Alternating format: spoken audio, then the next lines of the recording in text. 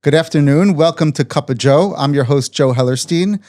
We have a very special guest here, Yael Leibowitz, a very accomplished Torah scholar and educator and author of this book about Sefer Ezra and Nechemia, or Sefer Ezra and Sefer Nechemia, whether they're together or maybe we'll speak about that a little bit. And I think that this book and the messages in the book are very relevant to what's going on today, what has been going on in the past 80 years. So welcome, Yael. Thank you so much. Thanks for coming on. Thanks for having me. You are, just from knowing you, first of all, Yael is a friend of ours and a resident of Modi'in. And you are an accomplished Torah scholar and teacher. You've taught at Stern College. You've taught at Ramaz. There was another institution. Your old stomping ground, right? Yes, my old stomping. We'll have to talk about that. And tell me what else is relevant that you should bring out here. I was taught in Ramaz for the first, I would say, 7 years of my career. Then I taught at Stern College. I taught Tanakh courses there, and then when I moved to Israel, I've been teaching primarily at Matan and now Lindenbaum. I did a couple of Pardes for a little bit. Okay. So now you're basically at Matan and Lindenbaum? Yeah. Okay. And what's your schedule like? Schedule-wise, I actually spend most of my days preparing for like a 1-hour class. That's, I think, the blessing and the curse of being a teacher. Right. So, I'm in Matan a couple of days a week. I'm at Lindenbaum really once a week, but it's a three and something hour class. So it's a lot of chavruta time with the girls, and then we go back in and sort of go through what they did in the text. And then, I've been writing. This was actually, the book is actually, I do have to give props to Matan. It was part of a Kitzvuni fellowship. Right. Okay. Show the book again. Where can people get this book? They can get it online, Koren. They can get it on Amazon. They can get it in they can get it in a bunch of stores in Yerushalayim. Online is probably the easiest. Right.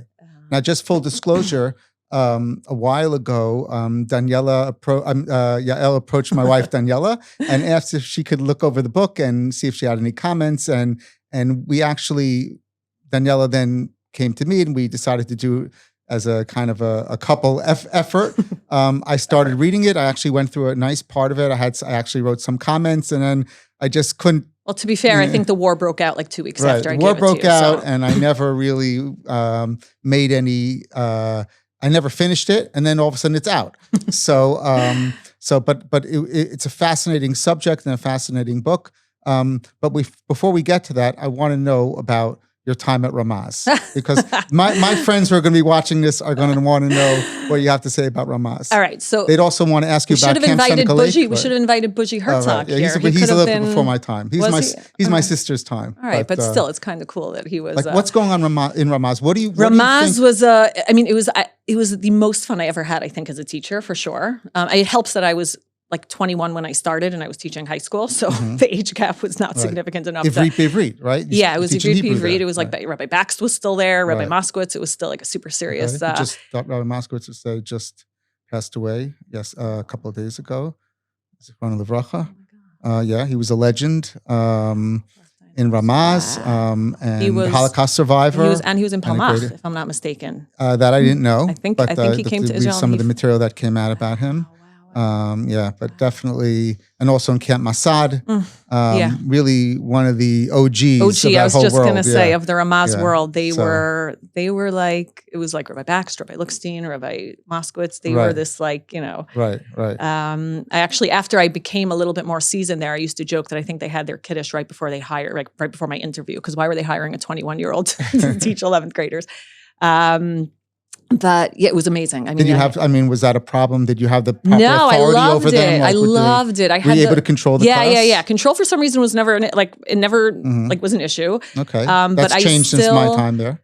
No, listen, I think there are kids that are going to act out. We gave our teachers a hard time. I like those. Those kids are fun for me. I think if you laugh at them, they realize that I don't know. I had a great time with them. I'm still really close with a bunch of them to this day. I just went in recently to New York to launch the book, and I had students I hadn't seen in maybe, I would say good 15, 20 years came to the lectures. And I mean, it's really, some have made Aliyah and they've been to my house for Shabbos. Like I've stayed in touch with them over the years. And what do you think of like the state of like education in the United States or kids growing up as teenagers? Are they on the right path? Is there something missing from the in education? New York? Interesting. I haven't been there long. I've been out of that world for so long that I don't think you're teaching them now. I mean, aren't you teaching? So interesting. You're saying when they get students? here. Yeah, I'm teaching a really I don't mean just like a really elite demographic. Like you're like these girls that go to Lindenbaum are girls who really want to learn. They're there because they want to learn. Yeah, they're the cream of the crop. Listen, I would say one of the things that struck me when I got to Israel and my kids were teenagers, so I was naturally, sort of making the comparison to my students who were teenagers. I find it interesting when kids challenge authority here, they're not challenging the concept of authority, right? Just for the sake of challenging it. They're challenging it to be in dialogue with authority, as opposed to there where, it was sort of like, if there's a rule, the Ramaz kids have to wear ties, right? So they don't want to wear ties. And it's more sort of, I'm trying to think of the way to phrase it. The concept of authority? On some level is more of a problem in more of an issue in. I don't know. No, I don't know an issue. I think I would say no. I think ironically they respect authority more there, but for that reason, when they're going head to head or when they there's something, it's more sort of a. I would say it like this, and I don't know if this is correct, and this might be a really really gross stereotype. So totally ignore it if I'm wrong. But I think there it's more of a power struggle sometimes because authority is respected. So there's here it's almost like. You call your Rav by their first name and there's zero respect for authority. And so there's actually a dialogue with superiors here in a different way. Right. In a way that's more for the sake of something. I can't explain it. Which is better? I can't weigh in on that. But I listen, I think it's great what they do here. I find, like I watch my boys who one graduated already, but one is now here. The way they, and by the way, I would say the teachers here and the administrators encourage that. Like my daughter now, I don't know if you heard, it's big news in Modi'in. There's this big, Amit moved their girls' high school building, but there aren't enough buses and the Misrad HaTachbura hasn't caught on. And so the parents are trying to fight the trying to get movement from the administration and from the transportation board. And the administrators keep turning to the girls and saying, you have to do a mecha'ah. You have to, meaning... Protest. Yeah, they want the girls to protest. They want the girls to go to the Iriyah and start, meeting with the mayor. It's like they encourage like civil discontent in a way that's, I think, fascinating. Right. Is that the role of kids? We would say like, yes, we were encouraged that like we demonstrated in front of the Russian embassy and we did we went to Solidarity Sunday back in the day, but we didn't protest against like the municipal services that should have been provided here, to us. Again, I'm not getting political at all, but if you want to look at the protests for the Chatu, right, for the Chatu, for the hostages, for example, there is a sense sometimes in this country that if you want to get anything done because bureaucracy is so absurd, you have to protest, right? That's sort of the sense that everything here is grassroots, right? The same thing with why you have amutot instead of the government doing what they should be doing in certain, you have amutot filling vacuums that the government isn't. So I don't know. I think encouraging the students to protest is like the healthiest part of the education system here. It's giving them agency. It's saying, don't be passive and don't wait for adults to fix this country. Fix it. It's almost, it reminds me of the same way when they train the sixth graders to hold those traffic signs and adults have to stop when a sixth grader is holding up a little stop sign. So young traffic cops. Yeah, it seems so silly. But I remember when my son first came home and he said, like the policeman that trained us told us if anyone runs through our traffic sign, we write down the number and we call the police. Like there's a sense of empowerment and a sense of, I guess, like civic duty, right? They have to show up an hour before the other kids and they have to be doing but at the same time, the duty comes with, I am a full-fledged citizen of this country and my voice needs to be heard. It's I don't know, I think it's amazing. Right. So this topic of, education in the United States, of how Orthodox Jews are being, and modern Orthodox Jews are being educated in the United States versus Israeli kids, how our kids are growing up compared to the way they could have. That's, I think, a topic for a whole other podcast. It's a fascinating topic. And it all leads to the I want to let's get to the crux of the matter, which is the book about Ezra and Nechemia. Okay. So I have read the actual Sfarim of Ezra and Nechemia, so I can kind of, start off this conversation. I can definitely, we touch on what I think are important messages and important information, but just give us like the let's say the intro of where are we finding ourselves in Jewish history.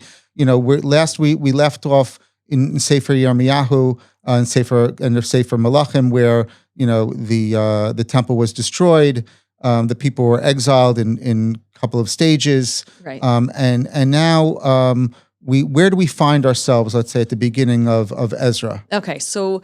You said it really correctly, and it's also interesting that the Tanakh doesn't really fill in the gap between, other than Sefer Yechezkel, we don't really have much to fill in the gap between the destruction and the return, which I think is part of the worldview of Israel, of Tanakh on some level, right? It sort of, telescopes events and fixates on the events that took place in Israel, with the exception of Daniel and Esther.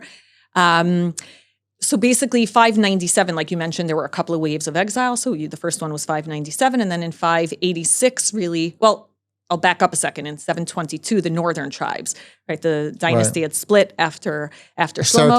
The 10 tribes were lost in 722. They were exiled, really lost essentially to the vicissitudes of history, which I'm only mentioning because I think many of the decisions that the leaders in the period of Ezra and Nechemia made was an attempt to prevent the loss of the diaspora Jewry that had resulted as a result of the destruction of the temple. That's why I'm mentioning it. Sort of the 10 tribes got lost. So they were concerned about diaspora Jewry, even the ones that were going to stay there. It's not explicit, but I think the decisions they made on who's considered a Jew, they redefined who was a Jew in the period of Ezra and Nechemia, and it essentially switched from, it switched from living within the geographical boundaries of the land and subscribing to, the covenant with God, one God, and all the other rules that the Torah demands, to genealogical. It was the first time in history where, in order to be considered a Jew, you had to prove that both your parents were Jewish. Right? Matrilineal descent comes later on in history.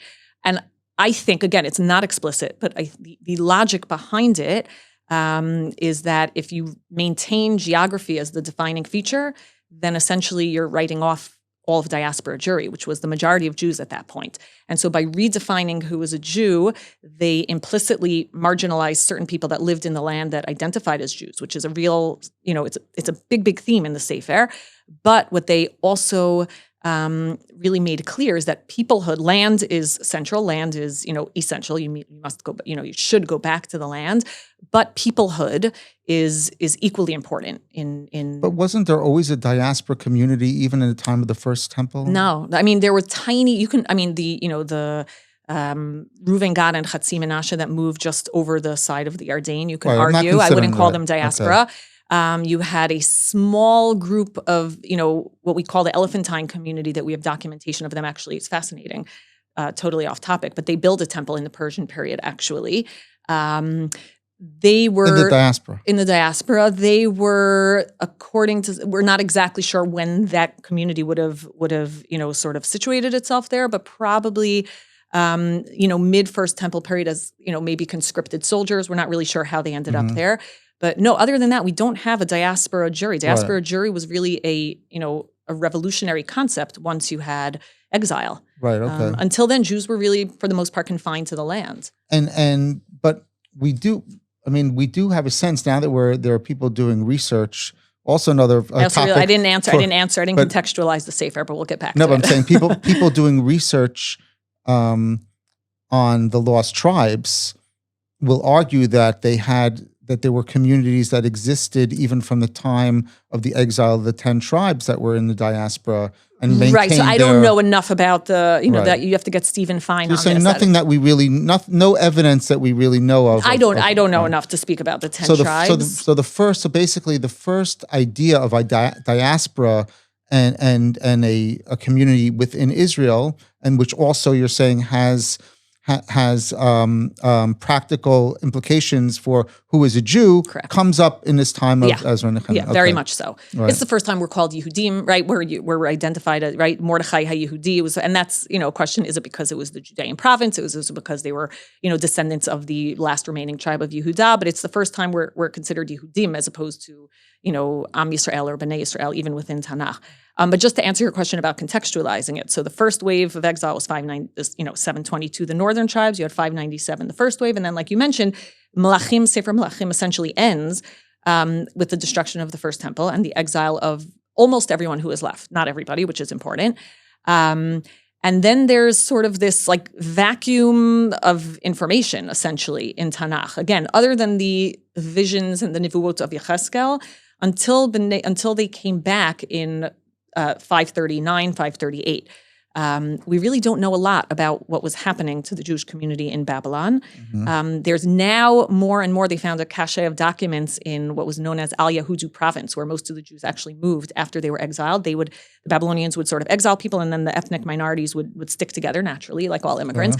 And so we do have documents that business documents, marriage contracts that give us a little insight into what their daily lives were like, but not enough to reconstruct. But then what happens is that in 539, what we call the Achaemenid dynasty, or the Persians, right? In Tanakh, it's Paras Umadai, conquer the Neo-Babylonian Empire, and they essentially, supplant them. They take their place in the Near East. And one of the first things that Cyrus does, Cyrus the Great, right? Like, and Kishmokenu, really, is he puts out this proclamation to all. It's not unique to us, right? In Tanakh, we kind of read it and we think, oh, Cyrus loved us. Cyrus allowed all the ethnic minorities that had been captured and exiled by the Babylonian Empire to return to their land and rebuild their temples to their native gods, which was, it's a fascinating topic in its own right. You can actually go in the British Museum. They still have the Cyrus cylinder sitting there in a little glass box. It's like the size of a football. It's amazing to see. It's like, the ancient Balfour Declaration, basically. And we can, so a small wave came back under the first leaders, Zerubbabel and Sheshbatzar, and the Sefer tells about how, they loaded up the wagons with the kelim from the Beit HaMikdash, and they brought it back. So we were discussing the Jewish community in the evidence that we have, and Cyrus's proclamation to allow all the people to... Right, so his proclamation is, he allows... Again, all of the ethnic minorities that had been captured and exiled, but specifically for us, it was amazing. It was monumental. And we go back to the land, and in the first wave, I would say the first priority was to rebuild the temple and resume cultic worship, which didn't happen for a very long time. But before we get to that, I have to ask a question that bothered me. Is that how did the Persians conquer the Babylonians? Was it a military conquest? It sounds like all of a sudden they just kind of like showed up and like and they were relatively small, little scrappy. There's again that in terms of international, what was happening geopolitically, I think there were many reasons why the Babylonians' empire was weakening. With all empires, right? There's the sort of peak and then. What's fascinating is that Daniel has its own account. Sefer Daniel has a great account of why God, sort of allowed the Persians to conquer the Babylonians. And he has this whole scene where, if you remember, they were eating from the kelim of the Beit HaMikdash at their party, and Daniel comes and reads the writing on the wall, and he says, because, you sort of, did this, God is going to allow you to take over. But there's a lot of reasons, having to do with disrespect for temple. There's. But I'm not necessarily asking about, like, in what merit they were able to, but it doesn't seem like there was a military conquest. Oh no, there was. It was a military. It was actually relative to the size of the conquering group. It was less difficult than you would imagine. But they were, it's the same, you can ask the question about every empire that supplants every other empire, right? How did the Neo-Babylonians capture the Neo-Assyrians? How did the Greeks capture the Persians, and then the Romans? Right, but we kind of know about the military defeats of the Roman Empire as it started to wane. And so it's interesting. I'll answer, I think we know more because by the time the Roman Empire was falling, history writing was already a phenomenon that existed, right? It begins with Herodotus or some of those early sort of the fathers of history who say, sort of document history for the sake of posterity, to document history. Earlier on, you don't really have that. You have kings boasting of their victories. You have, which are all, of course, subjective and how they want to portray history, self-serving, totally. You don't have history writing in the same way that we have from the Greek period and on. A little bit from the Nevi'im, though, and from different. we know how that Babylon became powerful, and true, we're told that God made Babylon powerful in order to defeat the Ashur, right? The Assyrians.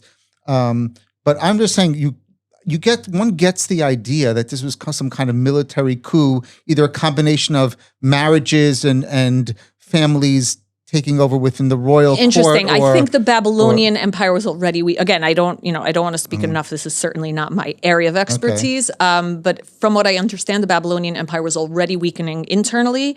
And then by the time the Persians came in, it was almost like an easy victory. Okay, right. Right. That's how That's the idea that you kind of get. So, but going back to what you said, because that's really important, meaning, and it's another idea that comes through in Ezra and Nechemia and in Tanakh wholesale, is you're asking the important question of what was happening geopolitically on the ground, real history.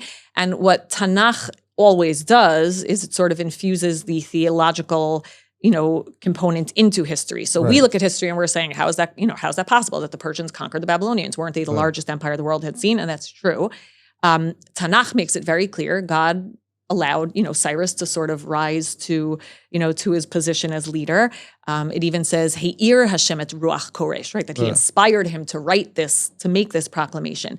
I'm mentioning it because it's really important because you mentioned two others, right? You mentioned the Assyrians and the Babylonians. In early phases of history, we always see God using foreign enemies and foreign kings to punish us, right? So Paro, or as a platform to prove his greatness and his power, right? So Paro is the, obvious first example, but then he says, Ashur is Shevet Api, right? So what Hashem, he's the rod of my anger. And what the Tanakh is doing there is it's saying there are no accidents in history, right? People don't rise and fall, by accident. God is always controlling the strings, from above. Essentially, all political or historical actors are marionettes in God's hand. And so if God is angry at the people, he will send Ashur to punish us. And then later he calls, Nebuchadnezzar Avdi, my servant Nebuchadnezzar, and he will send them to punish them. What's fascinating is that in the days of Ezra and Nechemia, it's the very first time where the Tanakh speaks of a foreign leader, not as someone who's coming to punish us, right? For example, Sefer Shoftim, right? The constant cycle is we were bad, so God sends either the Midianim or the Plishtim This is the first time in history where we talk about a foreign actor, right? A leader being inspired by God to assist Israel along the trajectory of their sort of, national unfolding, you might want to call it, which is a really important turning point, I think, in terms of how we see foreign actors, in terms of how we see our ability to coordinate and interact with other nations. There's this dichotomy of us-them is broken down a little bit. And I think that's really, really important in terms of, later phases in Jewish history also. Right. Which is, I definitely see that. But we also see in the latter part of the first temple, when we started to, our society starts to degenerate, there was an effort to look to foreign leaders to help us, correct. So that's to redeem us, and maybe we can look to Ashur. Maybe they can help us, and maybe correct. Mitzrayim can help us. Right. And the Nevi'im are very, very vehemently attack that position of relying on foreign actors. So what you're saying is really important, and I'll tweak what I'm saying. I think the understanding of our ability to live in the land, to return to the land, is always contingent on our maintaining, being, sort of loyal to the covenant, to the Brit Sinai, right? To understanding our role as people living in a land, what that means, ethical monotheism. So God used, so what you're saying is really important, because what the Nevi'im are criticizing there is, instead of actually reforming from within and fixing society, which, right, the modern resonances are kind of obvious. I don't think I have to. We're going to get to them. But I'm saying, instead of relying on foreign actors to help you and to protect you and to manage international politics, why don't you actually go back to the basics, right? It's almost like this reductionist, go back to the source, understand that you earn your right to live in the land, reform society, stop, make sure you're taking care of the ger yatom and almana, which is, code word for take care of the vulnerable in your midst. Make sure you are doing what you need to do to build this ethical monotheistic place.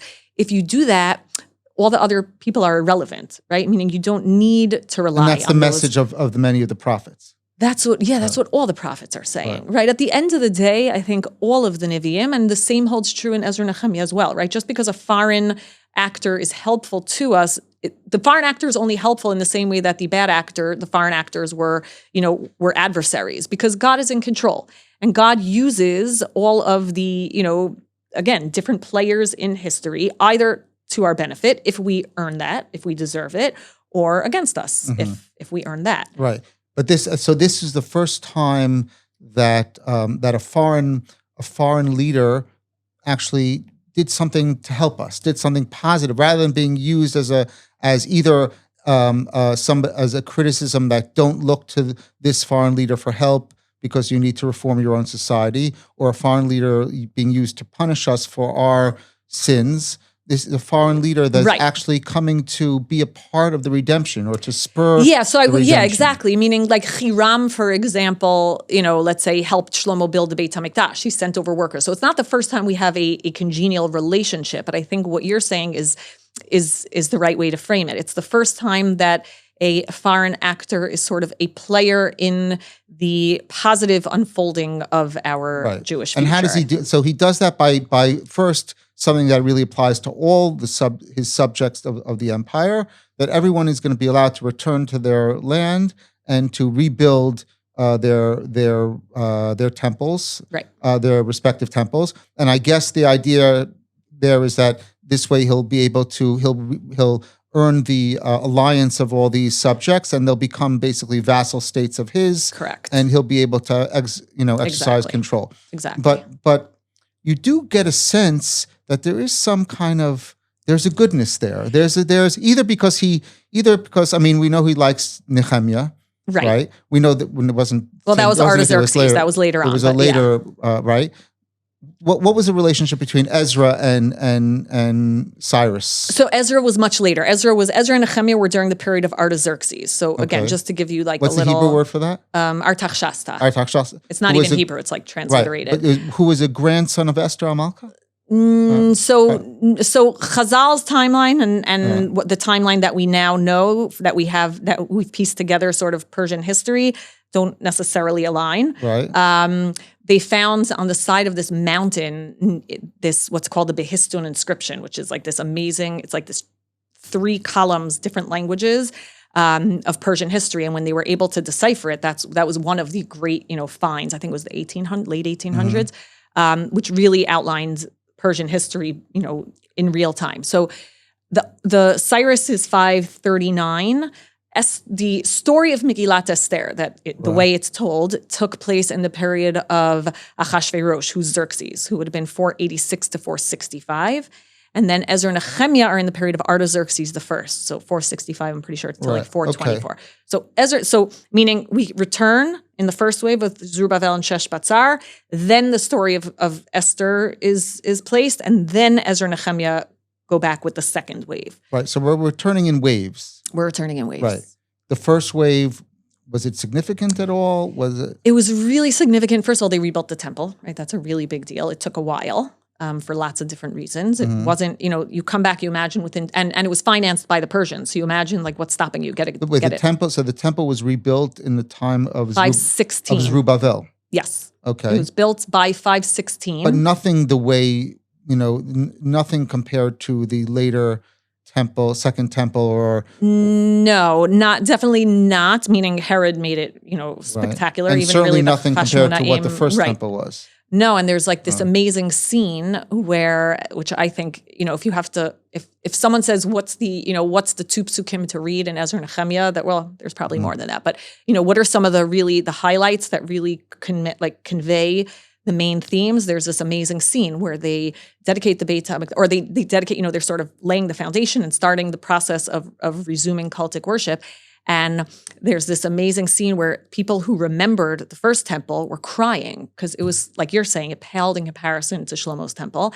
But other people were singing, and there's this like amazing moment where people who remember the past are still grieving what they lost, and they're still realizing in many ways. It's only 70 years later. It's only 70 years, and they realize that this idea of let's come back and let's build and it's going to be amazing. And don't forget, the Nevi'im set really high expectations. If you talk about, you look at the way Yecheskel describes what the second temple is going to look like, it's going to be even more beautiful than the first. And then they got back, and it was far from perfect, right? And the reality around them was far from perfect. And as opposed to a lot of the other voices, the contemporary voices, who said, okay, so then it's not really the Geula yet, so just wait. Or, okay, so then we just have to wait till God makes things amazing. The whole thrust of Ezra and Nechemia is, that's right, guys, it's not perfect, right? This isn't the ideal utopian vision that the Nevi'im promised, but we're going to make it great. And so there's sort of the two different cries merging in that pasuk, in my mind, is like the most beautiful, one of the most beautiful scenes in the Sefer. Right. And it's very practical, and it's very realistic, and it's not,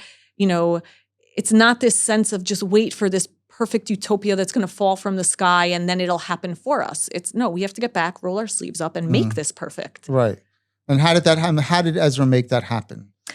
So it wasn't, so I'm going to distinguish between, because we're talking Ezra, but it's really I'll say it like this. I think the author of Ezra and Nechemia is the one who sort of shapes the ideology of the Sefer. Now, who the author is, we're not really sure. There are portions that are certainly written by Ezra in first-person autobiographical.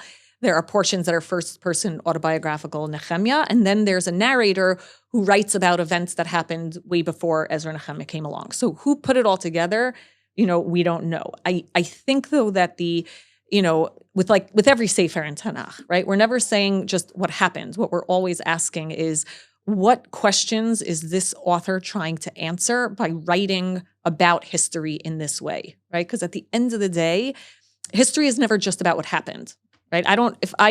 Two of us can read, we could both read books about, the 1967 war and then its aftermath. Two totally different books written by, someone from the extreme right, someone from the extreme left. They're going to have two almost completely different histories, right? Because at the end of the day, history is not about what happened. History is a commentary on what's happening today and how I envision the future. So the author of Ezra and Nechemia, I think, in many ways really framed what was happening with that in mind, with what do the people who are going to be reading this need to hear? What do they need to know about the times they're living through, and what do they need to know about how to move forward? Who do we think was the third narrator? We don't know. I mean, but again, it's funny because with every Sefer, people ask this, right? And the Gemara has like a list of who wrote which Svarim, which sometimes don't even make sense so much because, the person, goes long after that person died, for example, right? Like Shmuel couldn't have written Shmuel Bet type thing.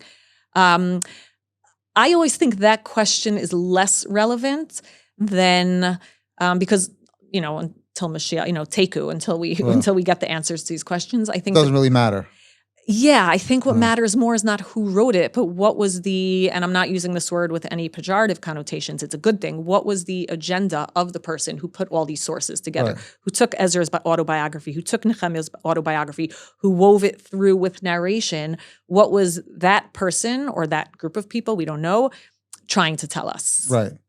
Okay. So Ezra comes on the scene. What's his objective? What is he trying to accomplish? So going back, remember you asked the question about how the Persians took over and then how the Tanakh sees it. So there were two separate, historically, Artaxerxes, who was the king at that time, was sending one of the ways, you mentioned, loyalty of the vassal states, which was a big reason for the religious tolerance that was part of their imperial policy. Some say it's also because they were Zoroastrian and it was by nature a more tolerant religion. We're not sure. Either way, it was a great policy. Right? It worked for us, certainly. And the Persian Empire, I think, wholesale is really remembered as a great empire for many reasons. So Artaxerxes, one of the ways, though, if you're going to allow natives to go back to their land and live by their, God's rules or their, native rules, you still need to have some sort of control over the various provinces. And so one of the things that Artaxerxes does is he sends priests and scribes back to his different provinces. There's a really super long footnote, but it's really cool in there, about an Egyptian priest and scribe that Artaxerxes sent back to Egypt to do exactly what we're told Ezra does, which is to codify all of his ancient ancestral laws and create order out of it. Because then what happened is a copy of that was sent back to Persia, kept in their archives, and then if someone is breaking their ancestral rule, it's essentially breaking Persian law. And so there was this sort of, binding of ancestral laws and Persian laws, but it could only be enforced if their ancestral laws had been codified. So that's from the, again, the historical backdrop. From our perspective, what the Tanakh, what the Sefer really highlights is that it's not just about codifying laws for the sake of, the empire keeping tabs, but it's really an understanding that in order to live in the land, and I think, I think this is the question that sort of frames the Sefer and should be framing, personally, in my opinion, our experience today, right? It's not how do you get back to the land, and it's not how do you build, and it's not even how do you, what do you do for infrastructure, or how do you, drain swamps and grow oranges. The question is, how do we get back to the land and make sure that this time around we get to stay, right? And that's really ultimately the question. And that goes back to what we were saying about covenant. The land in Tanakh is not something we own. Tanakh is very clear about the fact that we don't own land, and Tanakh is also really, really clear about the fact that our existence on the land is 100% contingent on our behavior, right? That's a very clear. The bracha klala, the climax or the low point of the klalot is exile, because the ability to live on the land is really from the perspective of Tanakh, the litmus test for are we doing what we need to be doing as Jews in this world. So, when Ezra comes back and he codifies the laws, it's not just about codifying laws. It's about the Jewish people really getting back to their roots and understanding what their role is and what they need to be doing and how they need to be building a society. There's a lot of other factors that play in. Literacy worldwide was on the rise. Nevuah was waning, and by the time Ezra comes around, for all we know, it was completely gone. And so that's also a piece of it. It's if you no longer have the Yirmiyahu's of the world coming into this, city square and saying, Ko Amar Hashem, this is what you need to do. So then we have to go back to the text to understand what God wants of us so that we can earn that right to live here. And that's what Ezra does. And it's this amazing, really turning point in Jewish history where there's a sense that in order to be a sort of, I would say, to live the holistic Jewish experience, you must have Jewish literacy and understand what the text is telling us and understand what it means and understand how it's applied to our modern times. It's a really, really, it's funny, Chazal say this, right? Like if any of us said it would be crazy and completely, it would sound like an apikoros, but Chazal they say that had Ezra been living, I'm going to botch the phrasing, but because I'm translating it in my head, but had Ezra lived at the same time of Moshe, the Torah would have been given by Ezra, which is a crazy, bold statement. But I think what Chazal sort of understood was that Ezra in many ways was really the proto-rabbi, right? There were no rabbis yet, but he understood that going back to the text and appreciating the rigidity and the fixed nature of the text, everything is, kidvar Moshe, right? Everything is as Moshe said. And then also being able to apply that text to modern scenarios, that's what it all comes down to. Which is interesting because Moshe is called Rabbeinu and Ezra is called Sofer. Correct. And we kind of call our sages from that period of time Sofrim. Yes. Right? Even now, even when we say our bracha and Shmona Esrei, Pleitat Beit Sofrehem. Right. Right? Why were they called Sofrim? So that's another really interesting question. I think it goes, and it's interesting because Ezra is a Kohen. If you remember in the first temple period or from the time of Moshe, really till the Galut, anytime you had a religious question, there were Shotrim and there were Shoftim, but if you had a religious question on the Torah, you go to the Kohen. The Kohen were the keepers of the Torah. And you would go to them and you would ask them. I would say, and this is even though Yoshua was not a Kohen. Correct, but he was the military leader, really. He was a Navi, but he was primarily I'm saying, what the Torah says, right? If you have a question, bein dam lidam, bein din lidin, you go to the Kohen, and then the Kohen will say, no, it's not actually tzarat, it's just eczema, right? Like meaning, so I think the notion of sofer. But you're right. The Kohanim would also, they were entrusted to interpret the Torah 100%. to resolve all the disputes according to the Torah, disputes between people, business disputes, any dispute. And it's possible because they didn't have any land that they weren't working the land, and their occupation was to serve in the temple. Correct. And on their spare time to be the bearers of the tradition and study the Torah and teach the Torah. Correct. So I would even flip the roles. I would say, because in the days of the Mishkan or even the Mikdash, right, there weren't that many Kohanim serving at once. I would say their number one role was to be Shomrei HaTorah, right, to know the Torah. Right. They knew the halachot. They were the ones that memorized it, and then they also worked. They also did their ritual activities, but their number one job was to be the local rabbi, for lack of a better term. To go back to your question about Sofrim, one of the things that's really fascinating, and we start, I mentioned V'shinantam levanecha v'dibarta bam, for really until the Persian period, transmission of Torah, transmission of ideas, transmission of, like you're saying, halakha, was primarily an oral act, right? We don't really have people, first of all, they weren't literate. People were not literate. And it wasn't like we imagine people like sitting around and learning Torah. That wasn't really what the reality was on the ground. If anything, the one time we hear of a Sefer Torah, it was when they found it buried under the rubble in the Mikdash towards the end of the First Temple period. They found it like buried and they go, oh my God, and they go to the king, they say, what is this? And they go to Hulda. But, we grow up on stories of running into burning buildings to save a Sefer Torah. And in the First Temple period, it was buried under rubble. So the written word, because people were not literate and because there were Nevi'im and the communication between God and the people was primarily oral, the written word itself was not revered.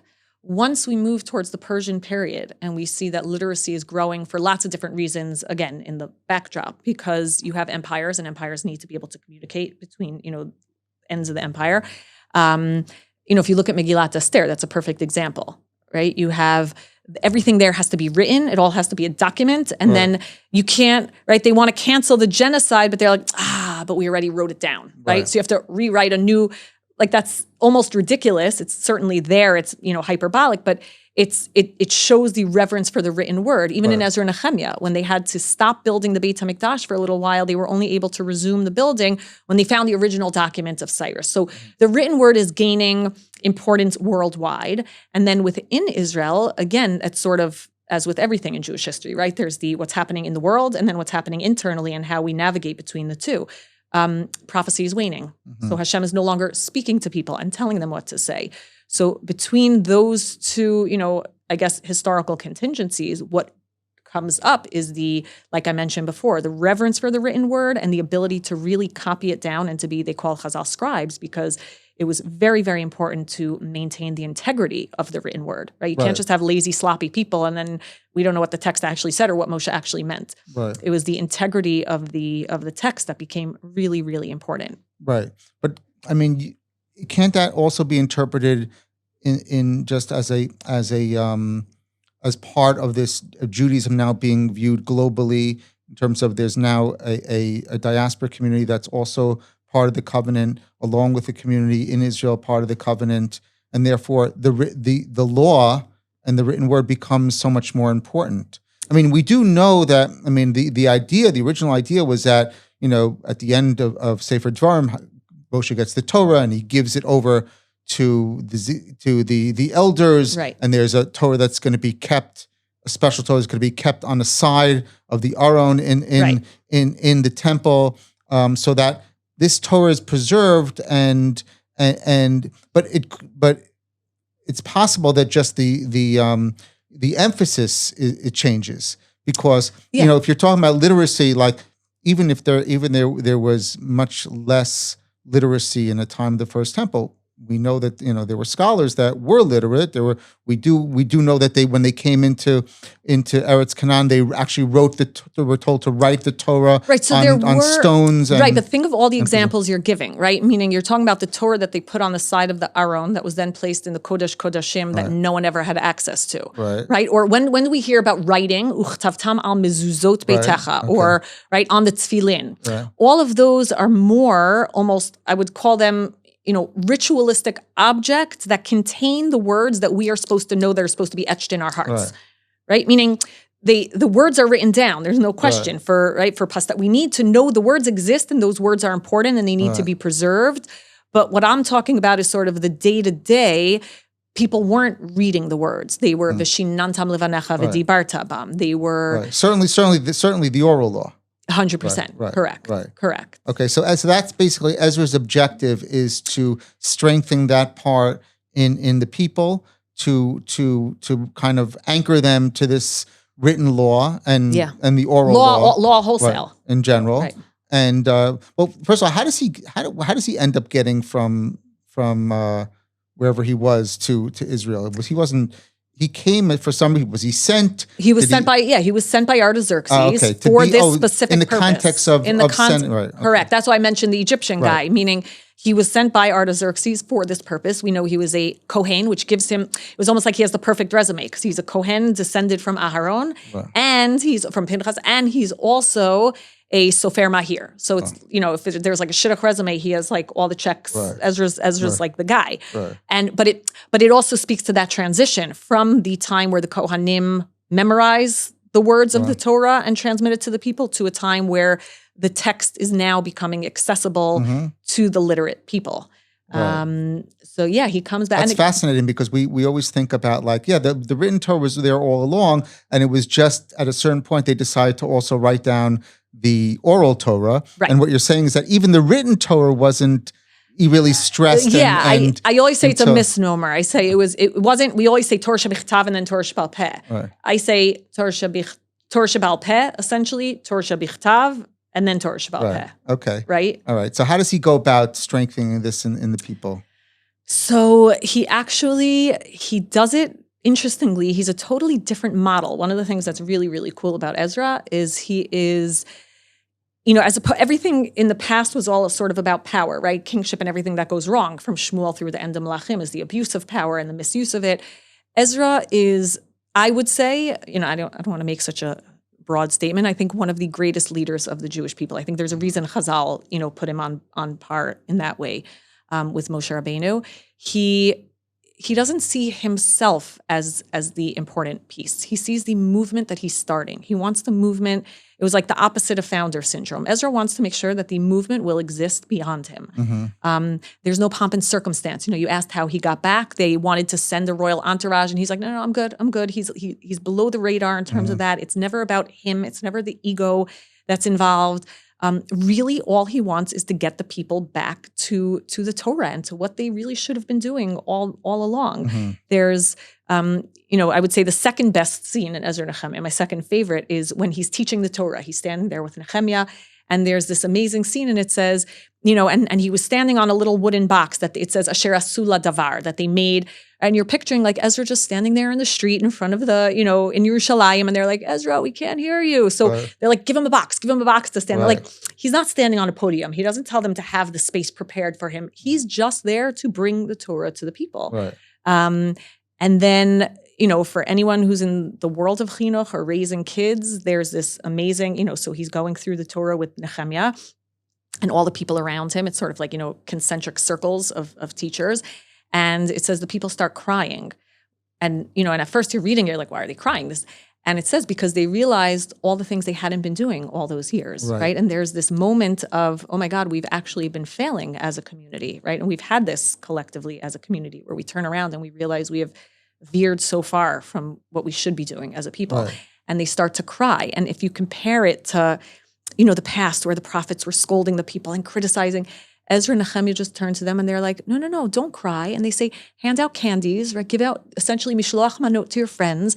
And this is a day to celebrate. And they're saying, and they say, ki chedvat Hashem hi ma'uzchem. And what I think they're essentially saying, what I think makes, I think it actually goes back to when, kids go to first grade here and they put the honey on the letters, on the letters. I think what they're saying is learning Torah is a sweet experience. Learning Torah is an amazing experience. And if you have the tools at your disposal, don't be despondent and feel sad about what you haven't done yet, because everything you need in order to improve and become a better community, you have. Right. So it's this amazing, empowering moment that I see as really, again, turning how we see ourselves as a community and how we see, that false dichotomy between success and failure that we always.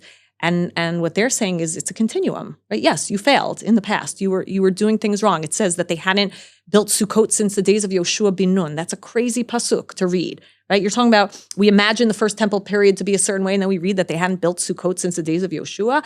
They hadn't, and that's the point. But the leaders are saying, okay, but that's okay, right? You messed up. But the whole point is that now you have what you need, and you have the text, and you have access to it, and you have interpreters of it, and there's no reason to be sad. It's the most amazing, I think. But part of his message was a little bit difficult, especially what he said about intermarriage and what he stressed about the intermarriage. Yeah, I mean he's harsh. I'm not saying he wasn't. Couldn't have been happy about that. Well, certainly the people that were intermarried. So talk about that a little bit. What was this? Why did he? why was this was it a major topic for him, and how did the people Yeah, it was a accept major topic. It goes back to what I was saying before about who's a Jew. A lot of the people had been marrying, essentially, if you go back to the 10 tribes that we said were exiled in the 700s, so the Assyrians moved other ethnic minorities in, right? They're not going to leave land barren, so they exiled the 10 tribes and they moved other groups in. And these people essentially come, this is even predates Ezra, this goes back to Zerubbabel, and they say like, okay, we want to build the Beit HaMikdash with you. And Zerubbabel is like, no, thanks a lot, right? Like, no, you're out. That's the first time we see them redefining who is a Jew. So for all intents and purposes, based on, again, First Temple or early Israelite history models, they said, we live here, we worship your God, we want to be a part, right? And they should have, according to biblical standards, been included and absorbed into the community. They're no different than roots. Amecha mi, Elokayach Elokai. That's exactly what they say. When we reject them, when the leaders reject them, it's for that reason I spoke about earlier, in terms of maintaining cohesion between the diaspora and the community in Israel. The problem is, right, that's a great idea, but in real time, people were already married to them. People were already had children with them. And that becomes a major issue in the days of Ezra and Nechemia. I think primarily because the leaders understood that we were almost like in too vulnerable a state, right? At the end of the day, when a community is building boundaries around its community, so the more vulnerable the community, the more rigid those boundaries have to be, right? Fluidity, or you can give in those boundaries, and we do later on when we introduce the concept of conversion, right? In the days of Ezra and Nechemia, there's no conversion. If you don't have Jewish parents, you're not Jewish, period. Later on in Jewish history, when we're already more established in the land, when Judaism as a religion and as a national movement was already something that was established, so then conversion is introduced into the equation. Okay, your parents aren't Jewish, but if you have, the right intentions and the right motivations, and you show that you're going to do this for the long haul, we're going to make those boundaries a little more porous. But in the days of Ezra and Nechemia, we were just in too vulnerable a state, and they, employ, Nechemia in particular, draconian measures, which were really, really difficult. And it's difficult, from a modern PC, place to read. But that's also part of what makes them great leaders, right? Being a great leader isn't just about loving the people. It's also about having to make the hard decisions. And they had to make those hard decisions because, again, they believed essentially in the peoplehood of the Jewish people. And in order to have a peoplehood, you have to define where your boundaries are, which is not fun. So they were told to basically divorce all the non-Jewish wives. Yeah, it doesn't work. Meaning most of them don't. Right. And we even see, high priests who have links to, there's Nechemia has lots of nemesis in the book. Right. A bunch of them are high-ranking Jews who have connections to the very people that he's trying to reject from the community. So that in itself, I think, is also a powerful message, right? Meaning Ezra and Nechemia is saying leaders can have the best of intentions and their intentions can even be correct. It doesn't mean it's always going to play out. And navigating between the ideal and then the what's happening real time on the ground is part and parcel of the story. Right. So do Ezra and Nechemia have any defense challenges? Are there people trying to attack them? Yeah, the whole time. First they try, it's literally today, right? The enemies assume two approaches. One is they try to attack them physically. And there's a scene which is straight out of the early kibbutz movement where you have people building the wall and they have their swords strung, their weapons strung at the same time. And it says with one hand they were digging or building and with one hand they were maintaining defense, which is, I guess the perennial Jewish story, right? We're trying to rebuild and we have to defend at the same time. And then the other method, not surprisingly, right? The PR war is not new. We might be losing it now, but it's not new. They would send letters to the Persian emperors, and they would say, in the days when they were building the Beit HaMikdash, so these what they're called within the Sefer, Tzarei Yehuda, the enemies of Israel. They said, we want to be a part, and the leaders said, that's not an option currently. And so the Tzarei Yehuda sent letters to the Persians saying, I know you think the Jews are building a temple, but what they're actually building is a den for rebellion. They're building basically their headquarters to rebel against the Persians. This was after they first wanted to be a part of it, were rejected, and then they decided correct. So interesting. So again, I'm sort of conflating, the Ezra and Nechemia's perspective and the historical perspective. In Ezra and Nechemia, they were Tzarei Yehuda from day one. They had nefarious intentions from day one. but, are they Tzarei Yehuda in retrospect because they were rejected? Tzarei with the tzaddik. Tzaddik, Right, yeah. Were right. They were enemies of the Yehuda. They were right. Yeah. Okay. So, and there's PR campaigns throughout the days, from the days of Cyrus really through the days of Artaxerxes. They're constantly writing letters to the Persians trying to claim that anything the Jews were building was actually, a covert attempt at rebellion, and oftentimes the activities of the Jews were stopped by the Persians for a while until, depending on the situation, either they could find the original edict or they could prove that it wasn't rebellion and they were really loyal. But it was, the dual-pronged approach that our enemies assume today to physically attack us and then to undermine, our ability or our, existence through social media. Started way back, always. Also. Yes. Right. Yeah. Okay. Pretty crazy. So we were able to basically overcome these defense challenges and build up the city of Jerusalem. The temple, as you mentioned, was built already. Yeah. And society is kind of starting the second temple society. How does that go? How does the the startup of the second temple startup period, nation, the original. Listen, it goes slowly. It goes incrementally. It goes with a lot of setbacks and disappointments. But I think that's the point, right? I think Ezra and Nechemia doesn't present, if you read Sefer Yoshua, it's like everywhere we went, or at least the beginning of Sefer Yoshua, everywhere we went, the walls were crumbling and everything. Sefer Ezra and Nechemia doesn't present that. Ezra and Nechemia says the return is not going to be seamless and it's not necessarily going to be easy. Again, what it keeps going back to, and I think this is the crux of all of Tanakh, is despite the fact that it's difficult, this is where you belong. And if you actually want to make your existence on the land, permanent, it's not even about the walls you build. It's about reforming internally, right? And I think that's the thrust that we're always being reminded of in Tanakh. It's not saying lay down your arms. They were building and defending themselves simultaneously. But the thrust is always, if you believe in the core message of Tanakh, which is that God does control history and God has his hand in history. And if Cyrus rises to the throne, it's not an accident. It's because God placed him there. So at the end of the day, it really comes back to the Jewish people belong here. And we have to earn our right to be here. Right. I think that's now, how was it accepted by the Jews in the exile? Did they come in throngs? So no, they did not. Was there a massive aliyah? There was no nefesh b'nefesh, no. Did Mamdani get elected there? And then exactly.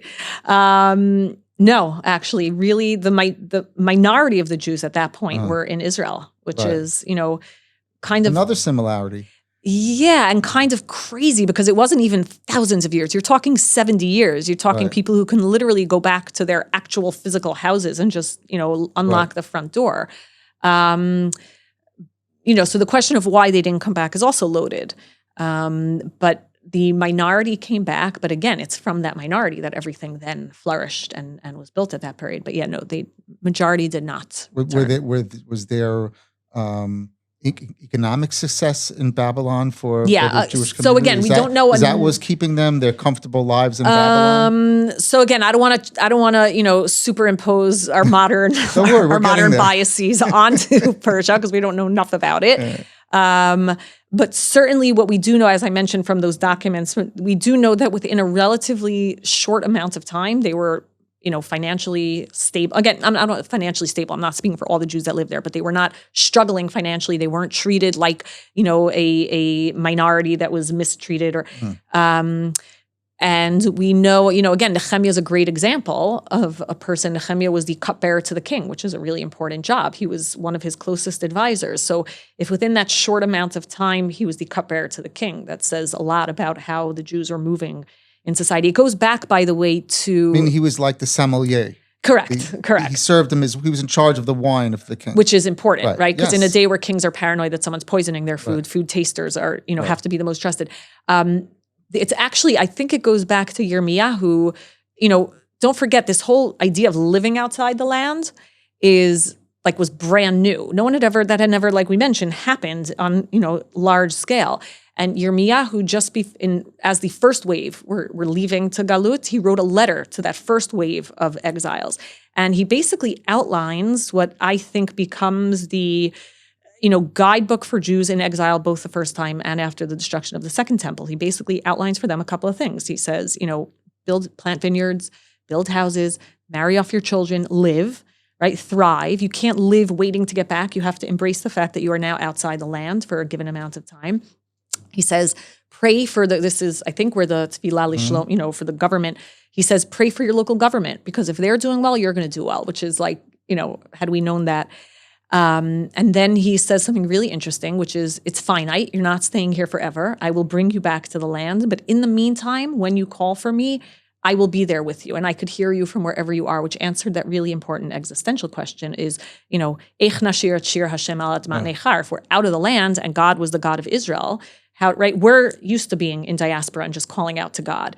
That was brand new. And so Hashem answers both the practical, the Navi gives them a practical outline, and then also a sort of religious outline. Call to God from wherever you are. He's still the God of the entire world, and he's going to bring you back, which is, so I think part of their success, that's the double-edged sword always, right? And part of the success is that they listened to Yirmiyahu, but then it made it harder, right? If God is universal and you could call to him from wherever, then do I actually need to go back to his land? Right. Which is, Right. Okay, so we're going to get timely. We've talked about a lot of similarities.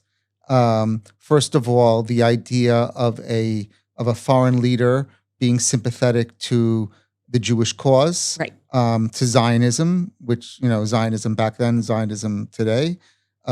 We've talked about the difficulties of the people moving back to Israel and Aliyah in general. We've talked about the defense challenges of maintaining security while they're trying to build a state.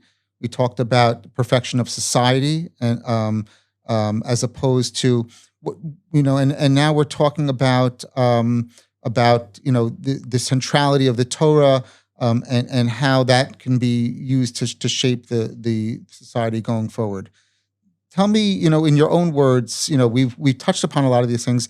What can we learn, or where do we see things going in our modern story of Zionism? Right. I mean, one thing that comes to mind, just very simple, is that as you mentioned, they were told by Ezra and Nechemia, this is great, but it's going to take work and it's going to go slowly. Work. And in contrast to many of us had the narrative in living in a diaspora that all of a sudden the Mashiach's going to show up on a donkey. He's going to take us all to the El Al terminal, and we're all going to come. And then the temple's going to fall from the sky, and everything will be perfect in a matter. Right. What is the message of Ezra and Nechemia in terms of our story here? So I think it's exactly what you're saying. Like there's, Chagai, Zechariah, who were the Nevi'im when the temple when they were back in the land, right? So 522.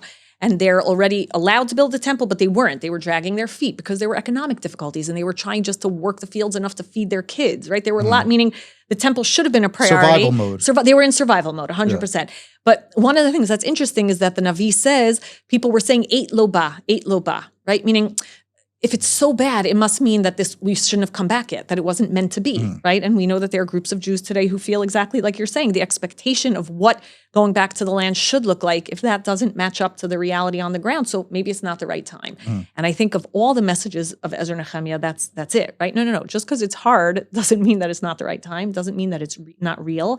It's part of the process, right? You need to work at it. This is something that you're going to have to really work hard for, but again, it's worth it. I think that's the. And what about the relationship with foreign leaders?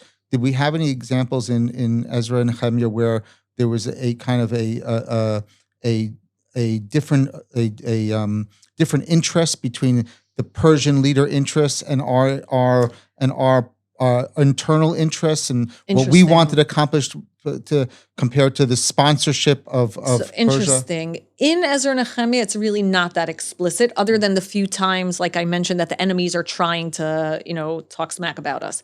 Other than that, you don't really have a sense of a conflict of interest, which is interesting. Right. Again, it's not a very long amount of time. It was from 539 till, mid 400s that the story is covering. So it's not long enough. It could be that after that there would have been, certainly by the period of the Greeks, we know there was. But in Ezra and Nechemia, there seems to be this sort of impression that there could be this, symbiotic relationship between foreign powers and Israel. And then, I'd like to close off with this idea, because I think it's definitely come out from our discussion, is that we can do great things here, and the temple that Ezra and Nechemia and Zerubbabel built, and the society they built, had a lot of potential. And at a certain point, which goes beyond the book, things started to fall apart. Now we're here back in our land after our Aliyah, which showed with a lot of similarities. Right. Not many people came at first. Right. Hopefully more people will come. We're building a society. The temple's not here yet. Right. But little by little, as the message of Ezra and Nechemia tells us, that we have to kind of like keep our eye on the ball and keep working hard and keep positive. And that hopefully we can witness for ourselves and our children and our grandchildren the ultimate redemption. And I hope to have you on again with another book. What is your next book? My next book. You have an idea? I need to find a publisher. Yeah, it's what is the next book? It's different. It's less, I would say, academic. It's more accessible. Not that this one isn't. Actually, that's a bad sell.